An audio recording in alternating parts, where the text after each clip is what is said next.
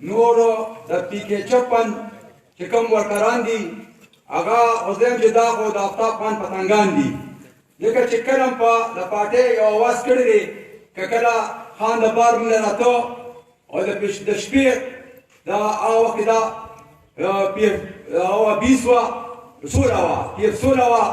نو هم دا کسان تللي وو د شپې تللي وو په پېښور کې پراته وو بیا چې کله د پارټۍ کوم اواز کړی دی نو همدا د دې حلقې ملګري ښه جوش خروش سره وتي دي هغې د اوس کا تېر شوي برسۍ چې کومې شوي دي خان کوم ټارګېټ را کړو هغه مونږ یې چیو کړی دی همدغې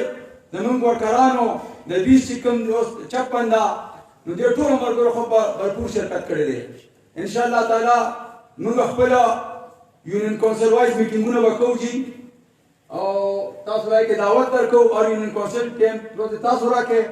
او انشاءالله یونین کونسل وایز به مونږ پروګرامونه کوو او حلقې میټینګ چې مونږ نه کوو مونږ یونین کونسل وایز کوو مونږ به جیل یونین کونسل کې میټینګ کوو هغې ته به انشاءالله سکندر خان انویټ کوو زیدي صدر ته هم دا کوو ټول چې دوی به راځي او انشاءالله دروازې که 2 کېږي که 3 کېږي دا پروګرامونه به کوو او